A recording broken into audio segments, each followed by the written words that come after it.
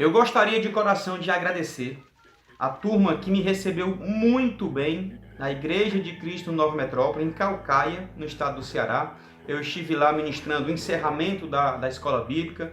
Lindo! Honestamente, me emocionei com o que eu vi. Uma igreja que valoriza o ensino, que valoriza a Bíblia, que valoriza os alunos e também valoriza os professores. Ah, rapaz! Falar nisso, queria também, além de parabenizar, queria agradecer pelo presente que eu recebi. Recebi um presentinho lá, ó. O que estão ensinando aos nossos filhos? Grande Solano Portela, uma avaliação crítica da pedagogia contemporânea apresentando a resposta da educação cristã escolar, ou da educação escolar cristã. Esse livro é sensacional. Sempre quis, mas nunca comprei. Ganhei do pessoal de lá, da rapaziada lá da Igreja de Cristo Nova Metrópole, no encerramento da EBD, meu amigo, meu irmão, Wellington, e também do pastor Francisco das Chagas, um goleiraço, por sinal, que a partir de 2020 será o presidente da Igreja de Cristo no Brasil, região Leste-Oeste Ceará. Eu também, nós, do Escola Bíblica Memorável, já somos uma equipe, não sou mais só eu.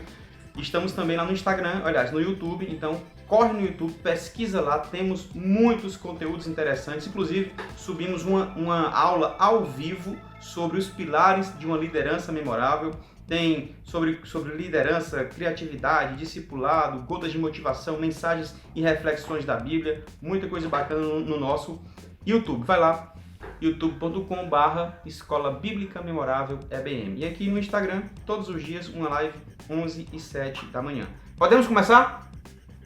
Hoje, com perguntas e respostas voltadas para a escola bíblica. Vamos começar agora com as primeiras perguntas. Eu quero também ver a sua percepção. Quero a sua participação, obviamente. Vamos nós, né? Nós. Bom dia, meu amigo Cícero Gelson. Você que todos os dias está conosco, faz parte da equipe Escola Bíblica Memorável. E agora estamos nessa caminhada para entregar o melhor para você do Escola Bíblica Memorável, para você que é professor, professora, iniciante, que trabalha com crianças, com jovens, adultos, enfim, voltado para a educação cristã, então está falando com a Escola Bíblica Memorável. Bom dia, Cícero Gelson. Bom dia, abraço. E vamos acompanhar aqui, começar a nossa live no Instagram com a primeira pergunta, JP. Pastor João. Manda. Vamos lá. Aqui a primeira pergunta é, agora falar sobre caráter, um pouco de caráter, né? Essa ética. Difícil. O quanto... que é isso? Não, é difícil falar sobre caráter. Eu não estou dizendo que é difícil ter caráter, ter ética, é difícil falar sobre isso, porque, enfim, vai lá. Vamos lá a explanação à pergunta, né? Para dar a explanação. Manda a pergunta. O quanto o professor de EBD tem a responsabilidade de formar discípulos com base na ética cristã e com o caráter transformado pelo Evangelho? Deu para entender? O quanto o professor tem a responsabilidade de formar discípulos com caráter, ética cristã, na base da ética cristã, transformado pelo Evangelho. Tá. Qual é a responsabilidade? Quanto de responsabilidade o professor tem? Influência, né? Mais ou menos isso, né? Ok. Deu para entender? Deu para entender. Ah, vocês, né? Conseguiram escutar? Parabéns, Gelson. Deus te abençoe. A Claudinha manda aí um abraço. Gelson é cara que conhece pra caramba sobre Bíblia. Tem somado muito com a gente aqui. É o seguinte, cara. A responsabilidade do professor para trabalhar o caráter, a ética nos alunos é gigantesca. Eu diria que a responsabilidade é 100%. Eu não estou dizendo que se o aluno não tiver o seu caráter formado, a culpa é do professor. Não. Mas é de responsabilidade do professor trabalhar isso. É de responsabilidade do professor trabalhar a ética, a moral, o caráter.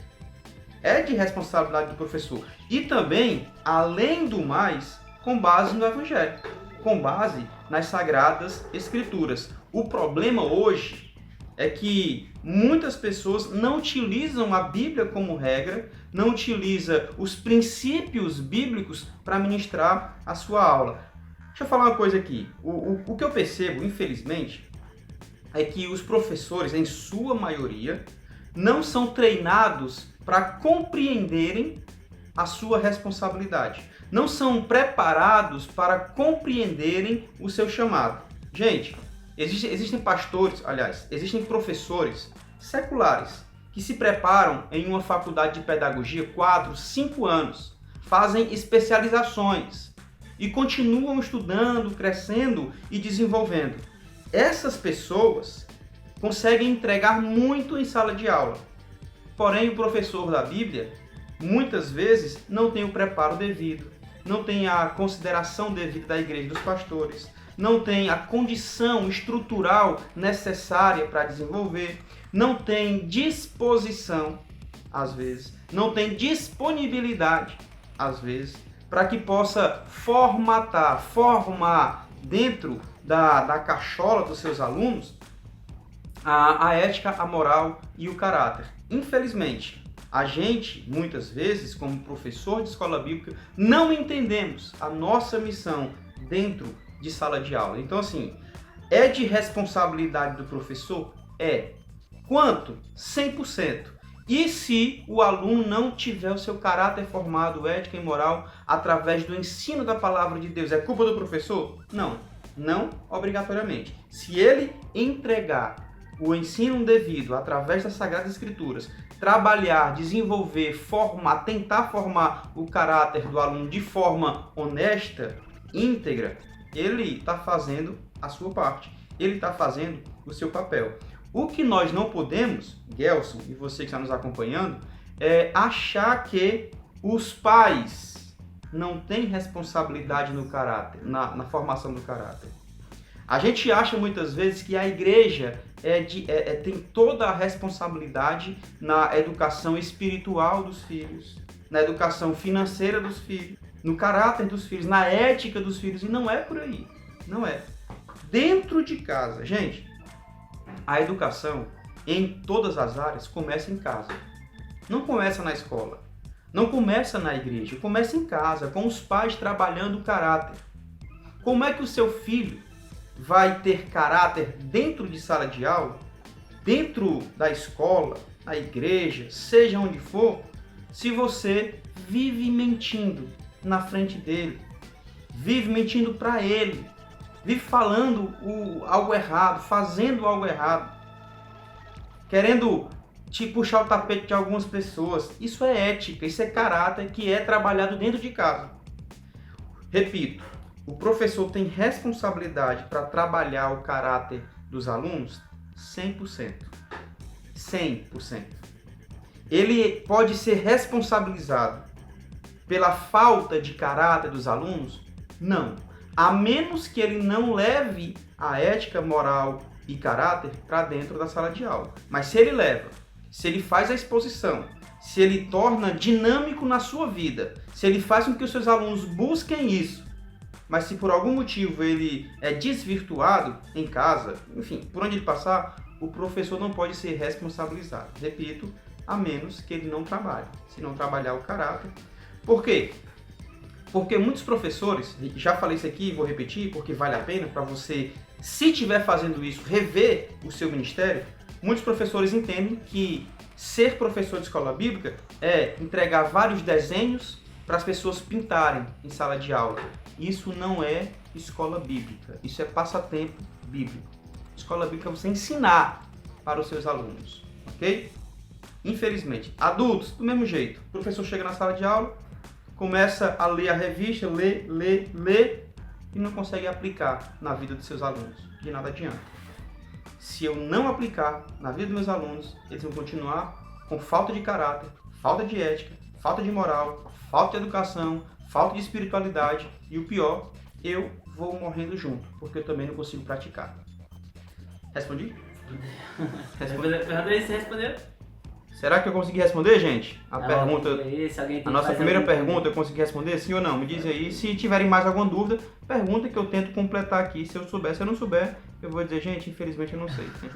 Felipe, ele escreve o seguinte: dívidas podem fazer perder a salvação? Já que temos que zelar pelo nosso nome, mesmo tendo casos que não é porque não queremos pagar, mas porque não temos ou estamos desempregados. Eu vou te responder o seguinte: em termos de salvação, eu particularmente não costumo muito ficar pontuando o que pode e o que não pode, quem vai e quem não vai, quem é e quem não é. Eu particularmente não fico trabalhando dessa forma. Eu tento mostrar através da palavra de Deus como nós devemos viver de acordo com os princípios bíblicos, como nós devemos viver de forma ética, moral e tal. Quanto à salvação, só Deus sabe. Quanto à salvação, só o Eterno vai dizer. Naquele dia, já diria um grande pastor, naquele dia, no grande dia, nós teremos duas surpresas. Quando chegarmos no céu, a gente vai falar: caramba, tu tá aqui. Ou seja, pessoas que a gente achava que jamais estivesse no céu vão estar. Vai ser uma grande surpresa. E a outra surpresa é quando a gente procurar fulano A ou fulano B e ele não vai estar lá, ou ela não vai estar lá. Pessoas que nós tínhamos certeza que estaria e não estão. Então, quanto à salvação, eu particularmente não coloco a mão nessa cumbuca. Eu vou para a palavra de Deus, certo? Agora, quanto ao nome sujo, realmente a Bíblia fala que a gente precisa cuidar do nosso nome. Nós precisamos zelar pelo nosso nome. Nós precisamos ter muito cuidado para não escandalizar através das dívidas, né? E outra coisa, você falou: eu não tenho culpa. Eu estou devendo aí, todos os meses eu tenho que pagar um aluguel, um exemplo qualquer, tá? Eu tenho que pagar um aluguel de 500, 600 reais, mas eu pago, nunca deixei de pagar, só que fiquei desempregado. Acabou o seguro, não consegui um novo emprego, e aí o meu aluguel atrasou 1, 2, 3 meses. Água, luz, carro, IPVA. E aí, como é que fica essa situação? Porque eu não tenho como pagar, eu perdi o meu emprego, eu não consegui um emprego, a crise está gigante. Aí penso eu que você não tem culpa, não tem controle nesse sentido.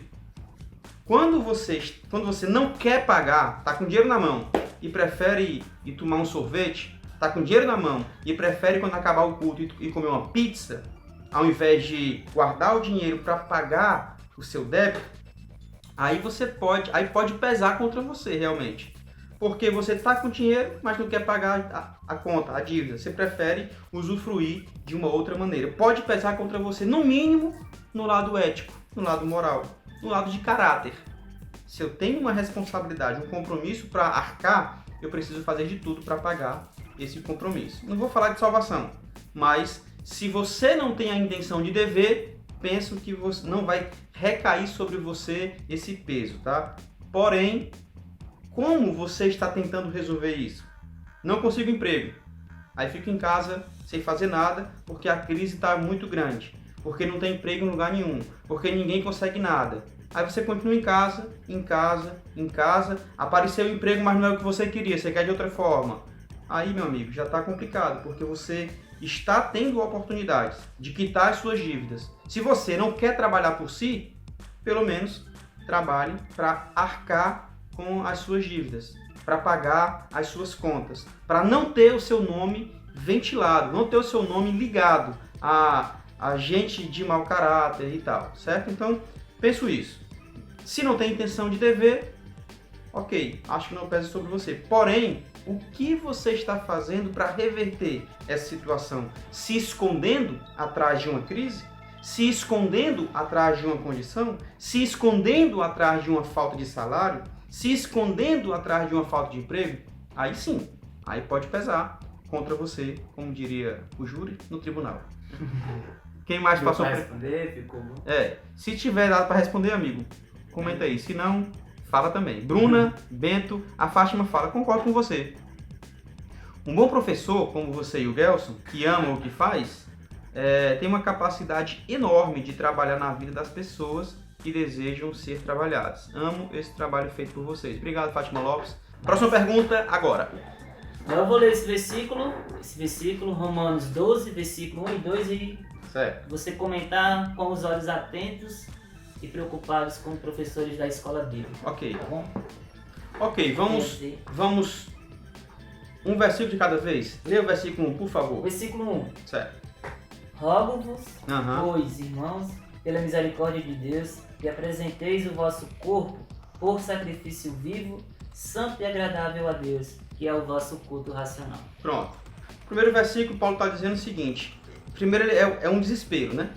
É um desespero. Eu rogo-vos a Deus, para que vocês, meus irmãos e amados, apresentei o vosso corpo, apresentei as suas vontades, apresentei cada uma de suas atitudes como um sacrifício vivo, como sacrifício ao Senhor Deus e como um culto racional. Como um culto racional. A gente pode abordar esse tema, esse versículo, de várias maneiras. Claro, o leque é gigante. O leque é gigante. Dentro da EBD, dentro da escola bíblica, em especial voltado para o professor de escola bíblica, eu costumo desafiar, eu costumo perceber algumas verdades que eu vou pontuar dentro desse primeiro versículo. É que, primeiro, eu e você, como professores de escola bíblica, nós precisamos clamar para o bom entendimento, para que todos eles possam encontrar o caminho certo e justo onde prosseguir. Paulo fala, eu rogo-vos, eu clamo a Deus, eu desejo o máximo ou ao máximo para que vocês consigam perceber, para que vocês possam se entregar, para que vocês possam se dedicar. O primeiro ponto é eu, Gelson, você, como professores, temos que desejar o melhor sempre para os nossos alunos. De novo, o versículo todo, vai. Rogo-vos, pois, irmãos, pelas misericórdias de Deus, que apresenteis o vosso corpo por sacrifício. Rogo-vos pela misericórdia de Deus. Então, essa já é a primeira parte, o primeiro ponto que eu destaco. Precisamos clamar para o sucesso dos nossos alunos. Aí a parte B. Que apresenteis o vosso corpo por sacrifício vivo, santo e agradável a Deus, que é o vosso culto racional. Que apresenteis o vosso corpo como sacrifício vivo, santo e agradável. Aqui é o segundo ponto que eu quero destacar. A minha aula e a sua aula, primeiro, tem que ser viva.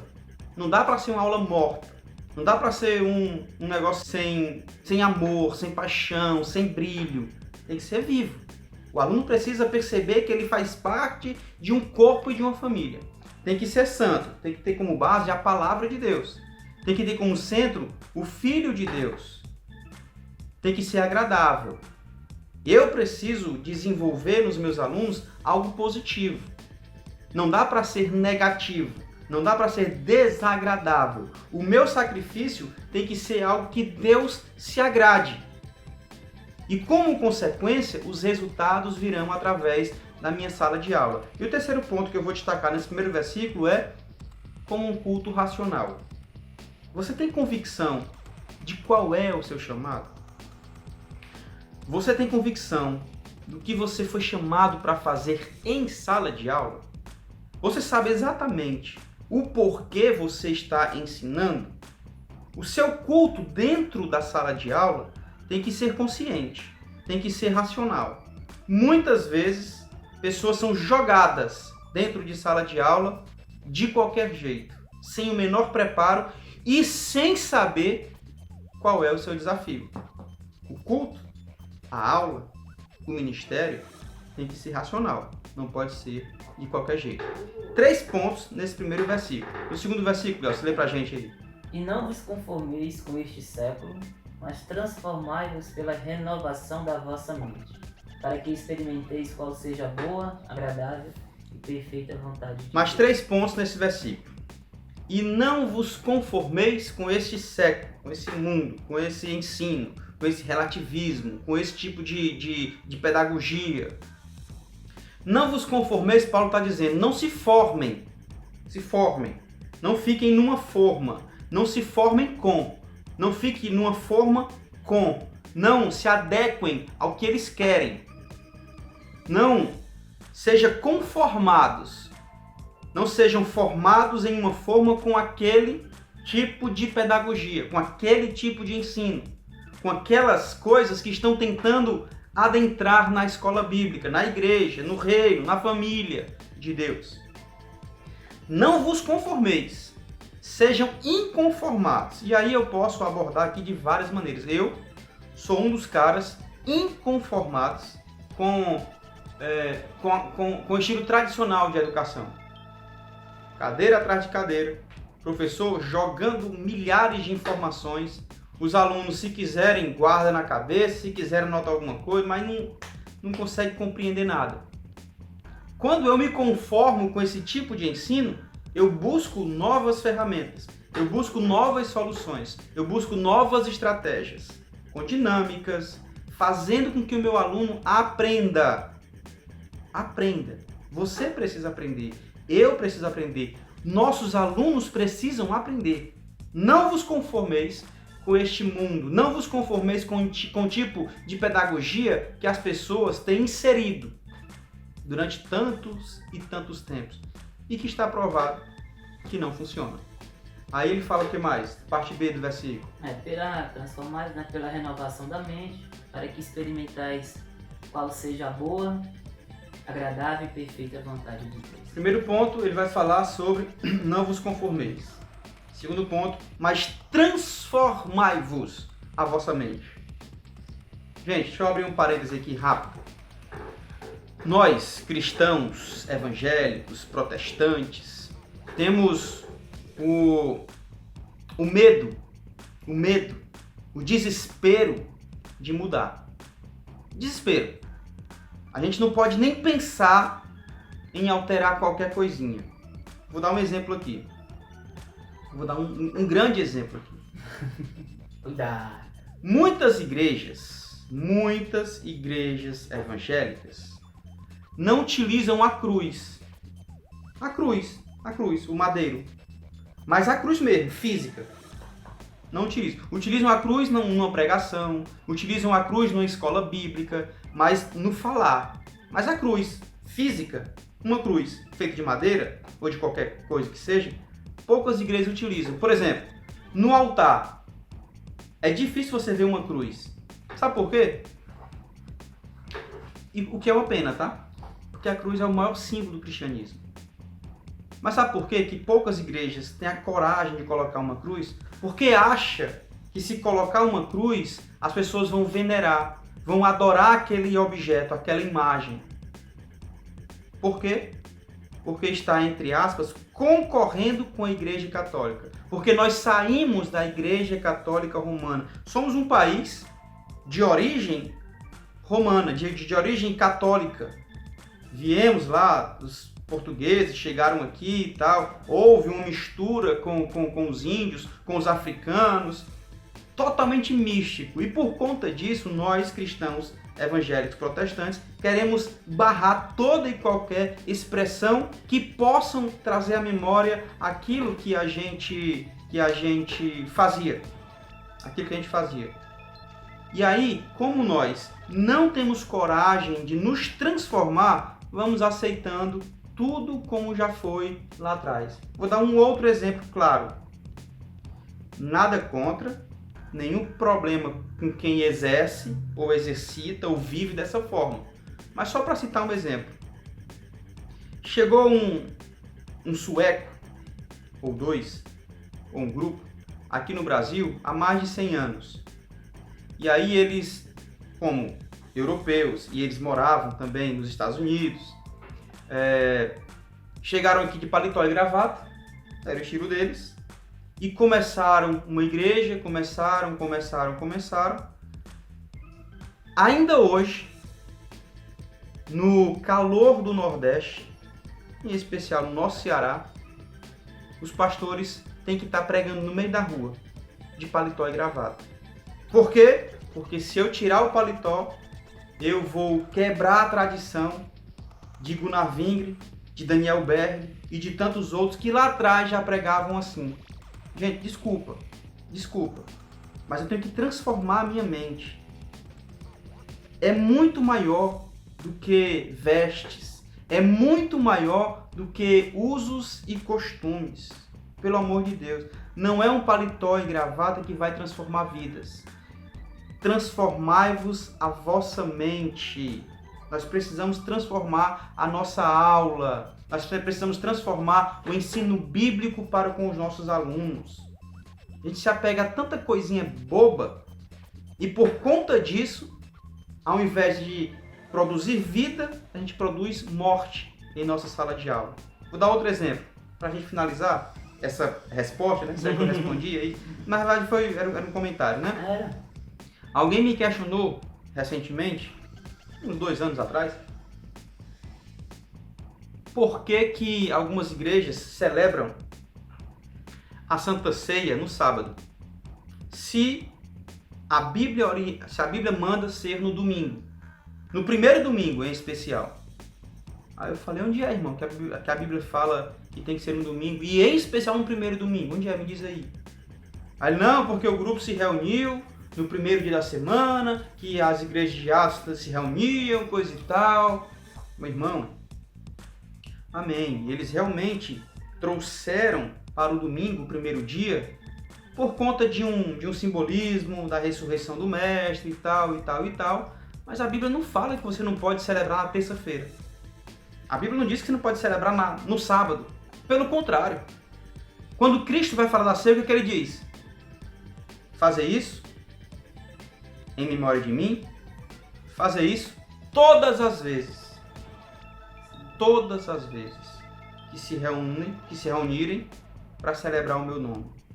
Todas as vezes.